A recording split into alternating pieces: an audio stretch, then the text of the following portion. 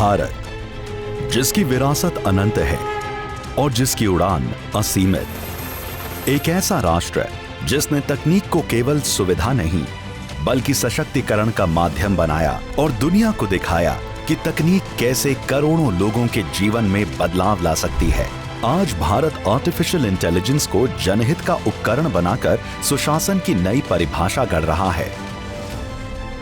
We are entering an era where humans and intelligent systems co-create, co-work and co-evolve.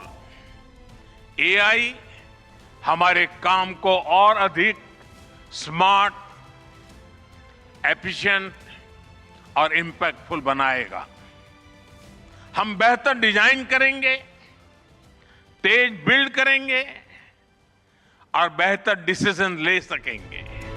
Digital सुशासन की इन उत्कृष्ट पहलों को प्रोत्साहित करने तथा शासन में नवाचार को बढ़ावा देने के उद्देश्य से भारत सरकार के प्रशासनिक सुधार एवं लोक शिकायत विभाग, इलेक्ट्रॉनिकी एवं सूचना प्रौद्योगिकी मंत्रालय तथा राजस्थान सरकार द्वारा संयुक्त रूप से इस वर्ष 29वां राष्ट्रीय ई गवर्नेंस सम्मेलन जयपुर, राजस्थान में आयोजित किया जा रहा है।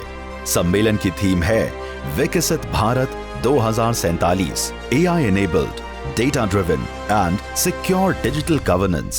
राष्ट्रीय ई गवर्नेंस पुरस्कार 2026 के अंतर्गत इस वर्ष 6 श्रेणियों में 802 तथा ग्राम पंचायत श्रेणी में 1,65,000 नामांकन आए।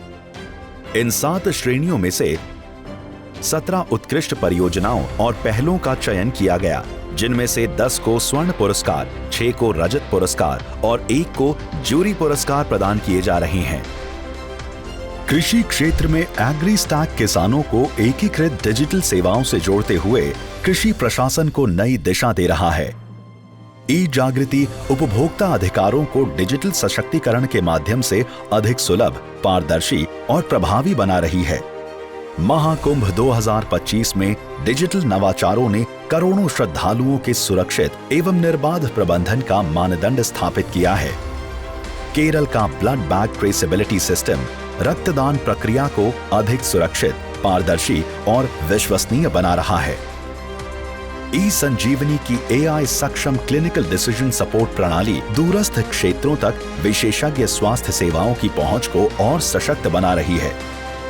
केरल हाईकोर्ट का district court case management system न्यायिक प्रक्रियाओं को अधिक दक्ष, पारदर्शी और डिजिटल बना रहा है। ICMR माइंड्स मानसिक स्वास्थ्य सेवाओं को डिजिटल नवाचारों के माध्यम से जन स्वास्थ्य तंत्र से जोड़ने की दिशा में महत्वपूर्ण भूमिका निभा रहा है। इसरो के स्पेस एप्लीकेशन सेंटर का थ्रेट इंटेलिजेंस एवं DNS फिल्टरिंग समाधान उन्नत साइबर सुरक्षा के माध्यम से महत्वपूर्ण डिजिटल अवसंरचना को और अधिक सुरक्षित तथा सशक्त बना रहा है।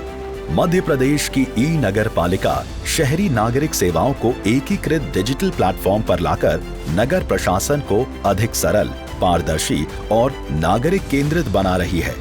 बैंक ऑफ बड़ौदा का एकीकृत साइबर सुरक्षा फ्रेमवर्क सुरक्षित डिजिटल बैंकिंग, सुदृढ़ साइबर सुरक्षा और ग्राहकों के बढ़ते विश्वास को नई मजबूती प्रदान कर रहा है। नंदुरबार की ई आरोग्य धमनी डिजिटल स्वास्थ्य सेवाओं को सुदूर क्षेत्रों तक पहुंचाकर नागरिकों के लिए स्वास्थ्य सुविधाओं को अधिक सुलभ और प्रभावी बना रही है। पुणे 360 एकीकृत डिजिटल प्लेटफॉर्म के माध्यम से नागरिक सेवाओं को अधिक सरल, तेज और सुगम बना रहा है। सांगली की कड़ेपुर ग्राम पंचायत डिजिटल नवाचारों के माध्यम से जन भागीदारी और ग्रामीण सुशासन को नई दिशा दे रही है। त्रिपुरा की बिजॉय नगर ग्राम पंचायत डिजिटल सशक्तिकरण के माध्यम से नागरिक सेवाओं और स्थानीय प्रशासन को अधिक प्रभावी बना रही है। उज्जैन की त्रिनेत्र AI आधारित वीडियो सर्वेलेंस प्रणाली आस्था, सुरक्षा और अत्याधुनिक तकनीक के प्रभावी समन्वय का उदाहरण प्रस्तुत कर रही है। पंचायत एडवांसमेंट इंडेक्स डेटा आधारित योजना और सुशासन के माध्यम से ग्रामीण विकास को नई गति दे रहा है। सर्वे ऑफ इंडिया की real time precise positioning service Bharat की सटीक डिजिटल मैपिंग तकनीकी क्षमता को नई ऊंचाई दे रही है। मुझे ये बताते हुए प्रसन्नता हो रही है कि ई गवर्नेंस पर 29वां राष्ट्रीय सम्मेलन जयपुर, राजस्थान में आयोजित किया जा रहा है।